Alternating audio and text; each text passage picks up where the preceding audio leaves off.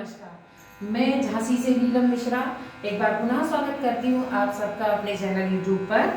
आपको आज मैं ये बताऊंगी कि जो मैंने इस वीडियो के पहले एक जो मैंने वीडियो बनाया था, उम्मीद है आप सबने देखा होगा, और अगर नहीं देखा है तो उसको देख लीजिएगा। उसमें मैंने आपको सामान्य वाक्य बनाने बताए थे।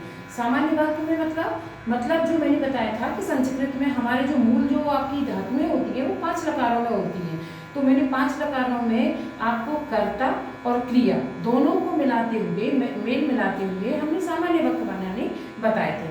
तो जो 2 धातुएं बताई थी वो मैंने आपको वर्तमान और भविष्यकाल यानी लट लकार और लिट लकार के रूप में बताए थे।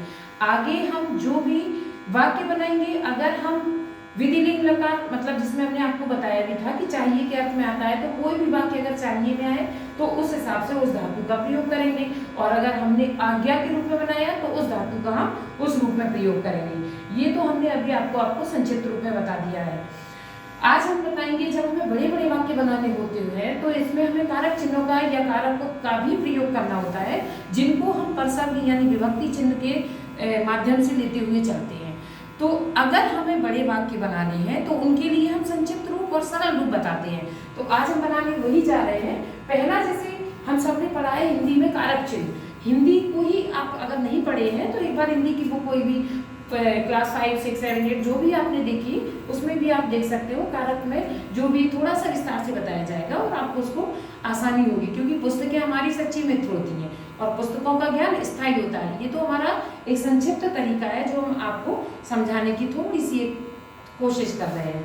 तो पहला जैसे हम लेते हैं स्वतंत्र कर्ता, ये हमारे संस्कृत में है स्वतंत्र, यानी कर्ता हमेशा स्वतंत्र है।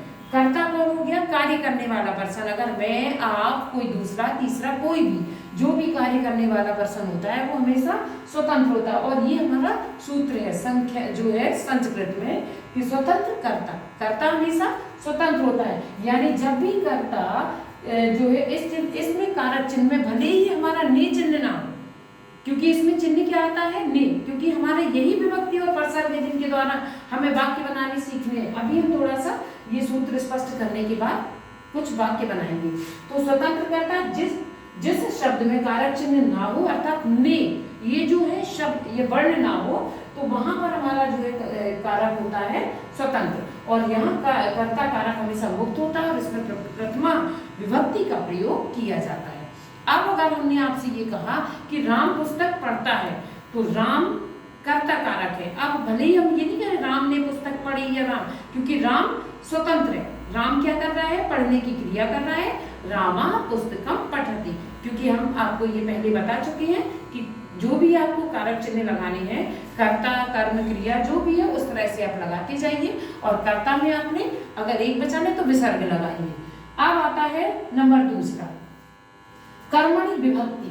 कर्मणि विभक्ति यानी जो क्रिया का प्रभाव होता है, क्रिया का प्रभाव, पढ़ने की क्रिया, खाने की क्रिया, जाने की क्रिया, गाने की क्रिया, जो भी है उस पर क्रिया का प्रभाव जो है जिस पर पड़ता है वो क्या है? कर्म।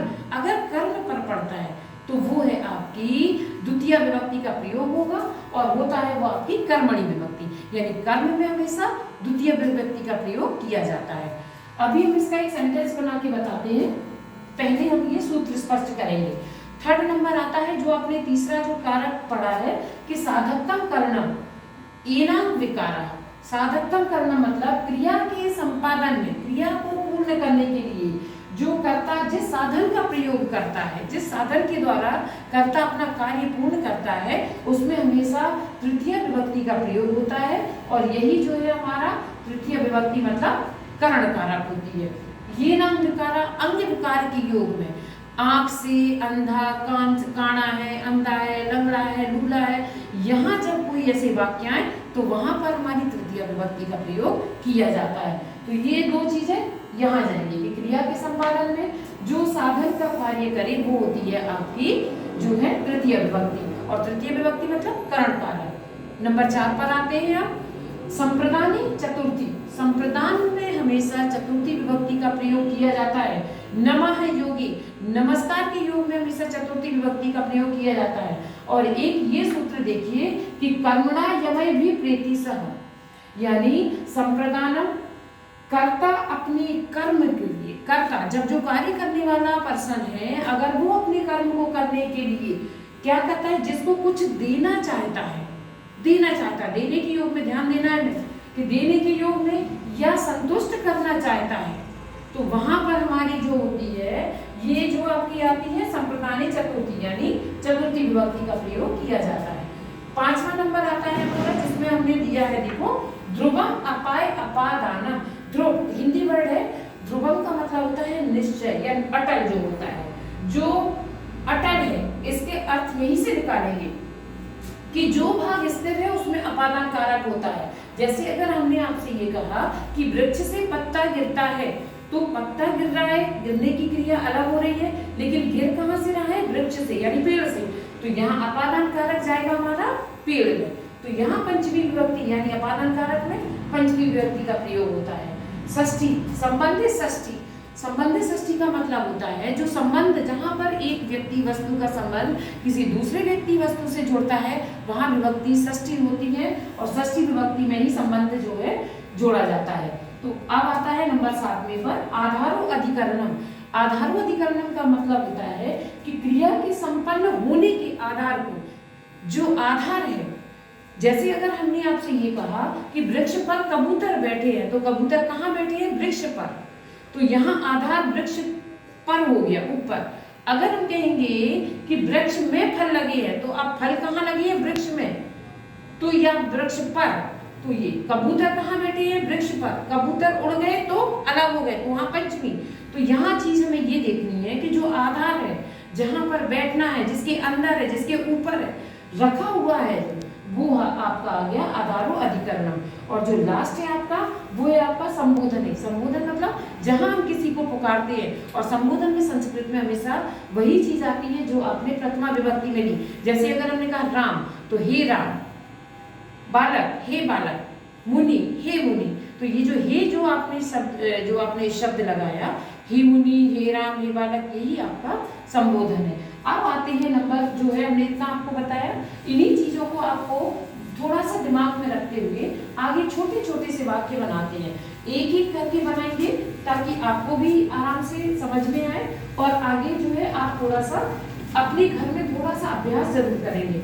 करना ये है कि हमारे द्वारा इतना स्पष्ट करने पर ही नहीं आएगा आपको आएगा तब जब छोटे छोटे से वाक्य आप स्वयं बनाएंगे और साथ में बुक में पढ़ेंगे।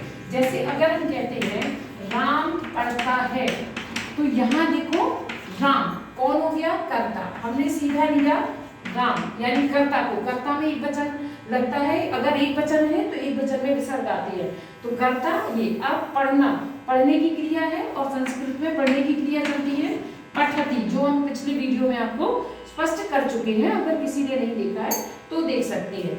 दूसरे पर यहाँ हमने कर्ता को ले लिया। अब अगर हम यहाँ कहेंगे कि राम पुस्तक पढ़ता है, ये आपका पहला हो गया कर्ता कारक, यानी जहाँ कर्ता की प्रधानता है।